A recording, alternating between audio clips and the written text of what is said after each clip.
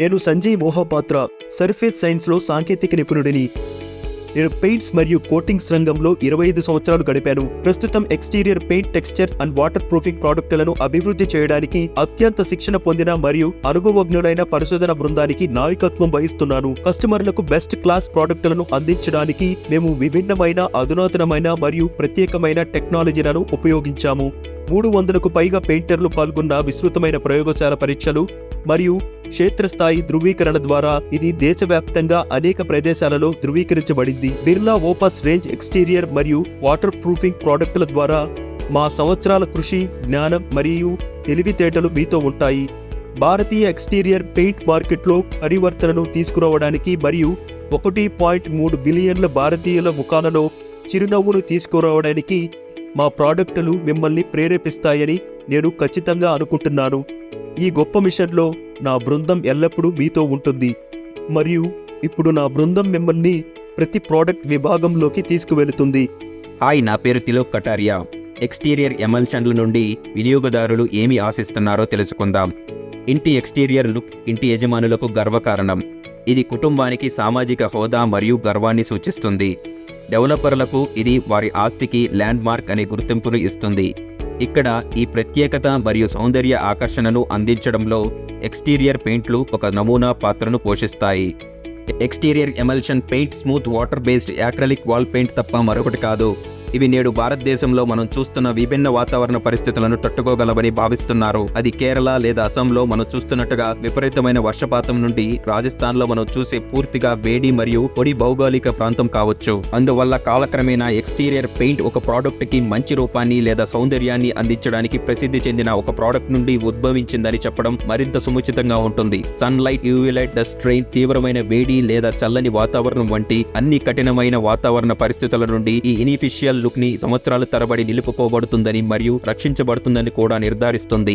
క్లుప్తంగా చెప్పాలంటే వినియోగదారుని దృక్కోణం నుండి ఎక్స్టీరియర్ పెయింట్స్ కేటగిరీ దీర్ఘకాలిక లేదా స్థిరమైన అందాన్ని అందించడానికి ఒక కీలక సారాంశంతో సౌందర్యాన్ని మరియు మన్నికను అందించాలని నేను చెబుతాను.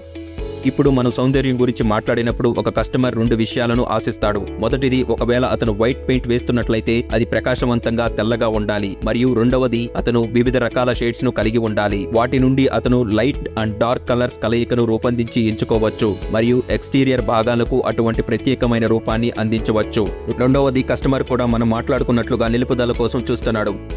దీనిలో బహుళ అంశాలు కనిపిస్తాయి. ముందుగా, దుమ్ము పెరుగుతుందా లేదా ధూళి నిరోధకతను తీసుకుంటుందా?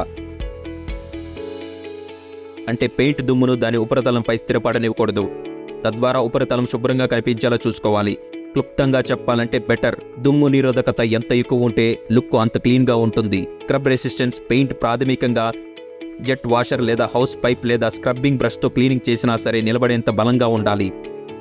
ఇది దానిపై పేరుకున్న మరకలు లేదా ఏదైనా పాత మురికిని తొలగించడానికి అవసరం.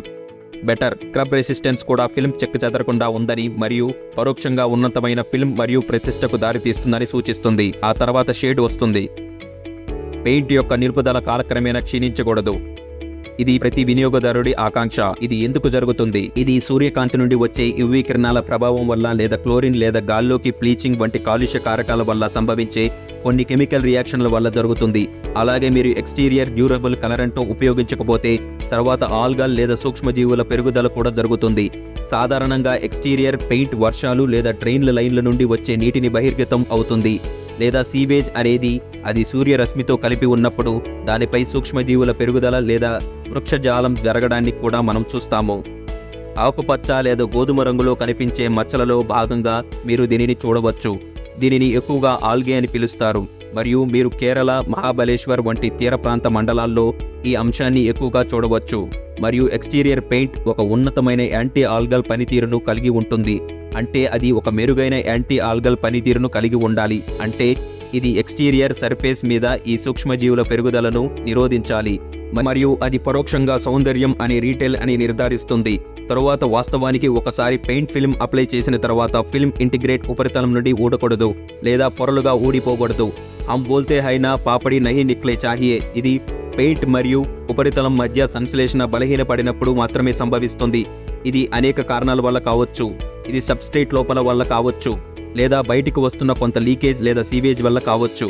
కానీ వీలైనంత వరకు పెయింట్ పొరలుగా ఊడిపోకుండా లేదా పేడులుగా ఊడకుండా చూసుకోవాలి. తదుపరిది యాంటీ కార్బనేషన్. ఇది ఒక కవచం లేదా పొర వంటిది. ఇది స్ట్రక్చర్ లేదా కాంక్రీట్ లోపల మెటల్ బార్స్ తుప్పును నిరోధిస్తుంది. ఇది ఏమి చేస్తుందంటే ఈ అవరోధ పొర కాంక్రీట్ లోపల కార్బన్ డైఆక్సైడ్ పెరుగుదలను నిరోధిస్తుంది.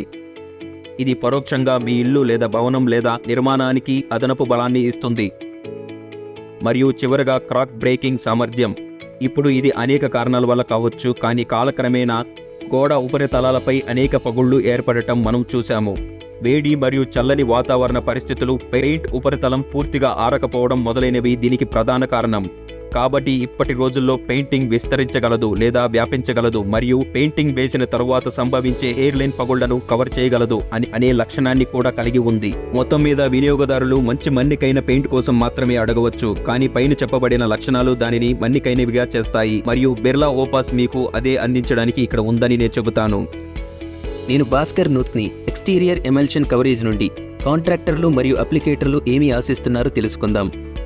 కవరేజీ అనేది పెయింట్స్లో ఒక సార్వత్రిక అంచనా. అధిక కవరేజీ అంటే ఒక పెయింట్ చేయదగిన ప్రాంతాన్ని కవర్ చేయడానికి మెటీరియల్ను తక్కువగా ఉపయోగించడం. తద్వారా పెయింటర్లకు మరియు కాంట్రాక్టర్లకు ఆదా మరియు లాభదాయకత ఏర్పడుతుంది. కప్పిపుచ్చడం. క్రింది ఉపరితలాన్ని కవర్ చేయడానికి అప్లై చేసే పెయింట్ యొక్క సామర్థ్యాన్ని కప్పిపుచ్చడం అంటారు. సాధారణంగా టాప్ కోట్ యొక్క 2 కోట్స్ను ప్రైమరీ కోట్పై అప్లై చేస్తారు. ఇది మునుపటి కోటెడ్ షేడ్ను కప్పిపుచ్చగలగాలి. అందువలన 3వ కోట్ అవసరం లేదు. డార్క్ షేడ్స్తో పెయింటింగ్ వేసేటప్పుడు ఇది చాలా అవసరం. వైట్నెస్. కాంట్రాక్టర్లు తెల్లదనానికి విలువ ఇస్తారు, ఎందుకంటే ఇది వారి కస్టమర్లు లెవెలింగ్లో వెళ్ళడానికి మొదటి దృష్టిని ఆకర్షిస్తుంది. ఇవ్వబడ్డ యూనిఫామ్ స్మూత్ ఫినిషింగ్ నుండి పెయింటింగ్లు ఎలా బయటికి వస్తాయనే కొలత ఇది. తద్వారా బ్రష్ మిశ్రమాన్ని తగ్గిస్తుంది.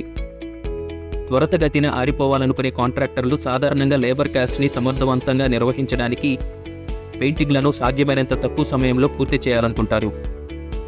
తదుపరి ముఖ్యమైన అంశం అప్లికేషన్ యొక్క సౌలభ్యం. Open time. అప్లికేషన్ సమయంలో డ్రాగ్ను అనుభవించకుండా పెయింటర్లు పెయింట్ వేయడానికి ఇది సులభం.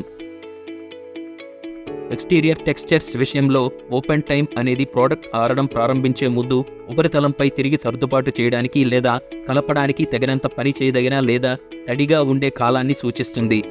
ఉపరితలంపై పెయింట్ను ఎంతకాలం సర్దుబాటు చేయవచ్చో ఇది ప్రభావితం చేస్తుంది. కాబట్టి ముఖ్యంగా ఆర్టిస్టులకు ఇది చాలా ముఖ్యమైన అంశం. అధిక వేసవి కాలంలో టెక్స్చర్లను వేసేటప్పుడు ఇది మరింత క్లిష్టంగా ఉంటుంది. మరొక ముఖ్యమైన పారామీటర్ సాగ్ రెసిస్టెన్స్. ఇది నిలువు లేదా ఓవర్ హెడ్ ఉపరితలంపై వేసేటప్పుడు పెయింట్ లేదా టెక్స్చర్ కిందకి పడిపోకుండా లేదా కారడం యొక్క సామర్థ్యాన్ని సూచిస్తుంది. పెయింట్ వేసేటప్పుడు దాని చుక్కలు కారకుండా లేదా కింద పడకుండా సమంగా కోట్ని వేయాలి. ముఖ్యంగా గురుత్వాకర్షణ వలన పెయింట్ కిందకు పడటానికి కారణమయ్యే ఉపరితలాలపై టెక్స్చర్స్ మాదిరిగానే ఎక్కువ మందంగా వేసినప్పుడు ఇది చాలా కీలకంగా మారుతుంది.